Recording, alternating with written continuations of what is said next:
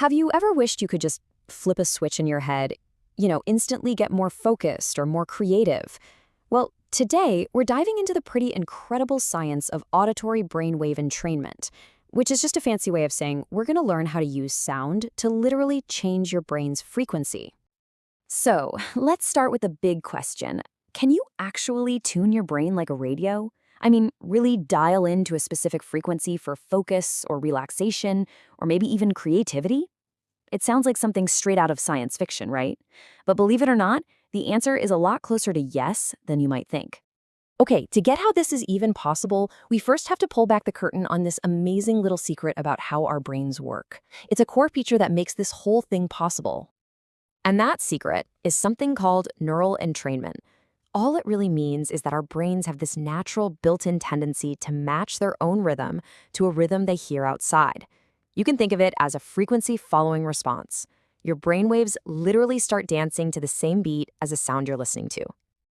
And what's absolutely wild is that this isn't some brand new discovery. Nope. This idea was first spotted over 350 years ago by a Dutch physicist, Christian Huygens. He noticed something really strange happening with a couple of pendulum clocks he had. So here's what Huygens saw.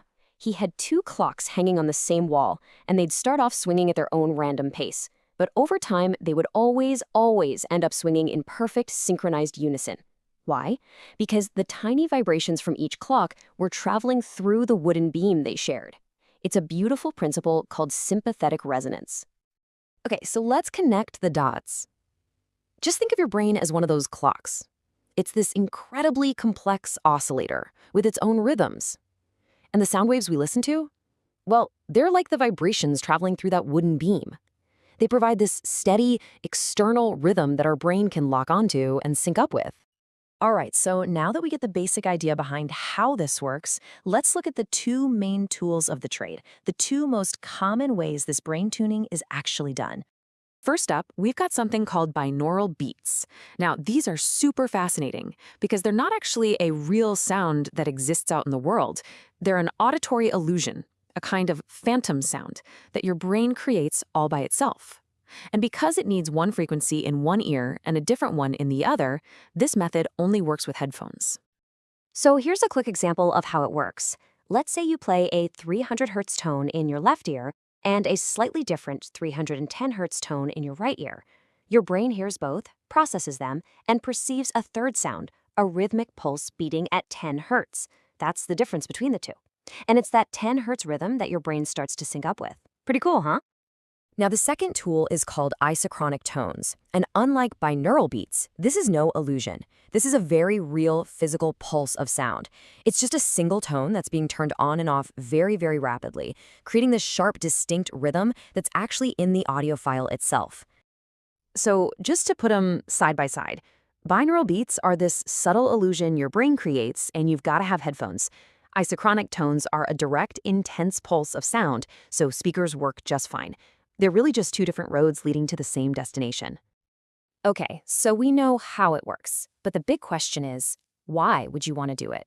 Well, this is the fun part. Let's open up the playbook and see how we can match specific frequencies to the mental states we actually want to be in. You see, our brains are always operating across a whole spectrum of frequencies, and each of these frequency bands is linked to a different state of mind. For example, if you need to really buckle down and study, you'd want to target beta waves for that focused attention. Or maybe you're looking for that relaxed, creative flow state. Well, for that, you'd aim for alpha waves. And I want to be clear, this isn't just some fringe theory. There's a growing mountain of solid scientific research that points to some really compelling benefits. We're talking measurable improvements in things like our attention, our memory, creativity, and even the speed at which we learn. And when we talk evidence, we're talking hard numbers. For example, a major review, a meta-analysis of 22 different studies, found a statistically significant positive effect on both memory and attention. This number, 0.45, represents the effect size, which basically tells scientists, hey, this is a real, measurable phenomenon. And what's really cool is how specific you can get. The research shows that different frequencies can actually target different parts of your memory. So you could use gamma waves to help with short-term recall, beta waves for long-term memory, and theta waves are fantastic for memory consolidation. That's the process that locks in what you've just learned.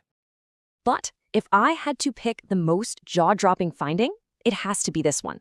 A study out of the University of Cambridge found that this technique could actually speed up learning rates by a factor of 3. Let that sink in, a 3 times faster learning curve. And here is the absolute game changer, the part that most people get wrong. The huge benefit didn't come from listening while they were trying to learn. No, it came from doing a short session before the task even started. It's all about priming the brain, getting it into that optimal, receptive state where it's just ready to soak up new information. So, okay, the science is fascinating, but how is this actually being used out there in the real world? Let's take a look at how this technology shows up in products you might actually see online. To see this in action, we can just look at a program called the Genius Wave. Now, according to its own marketing, it's a digital audio program designed to use sound waves to stimulate a very specific brainwave frequency, in this case, theta waves. And when you look at its features, you can see how they connect directly back to the science we've been talking about. It's a short, 7-minute daily track. It specifically targets theta waves. And what do we know about the theta state from our playbook? It's associated with deep relaxation, creativity, and memory consolidation. It all lines up. All right, so after all that science, all those studies and examples, what's the big takeaway? What does this all really mean for you? Well, here's the bottom line. The idea that we can intentionally guide our own brain into different states just by using sound, it's not science fiction anymore. The research is piling up, and it strongly suggests this is a very real, scientifically grounded possibility that's available to us. And that leaves us with one final and I think pretty exciting thought. We've gone through the playbook, we've looked at the tools, so now that you know it's possible to tune your own brain, the only question left is, what state are you going to choose? Excel, exceed, and inspire to be extraordinary.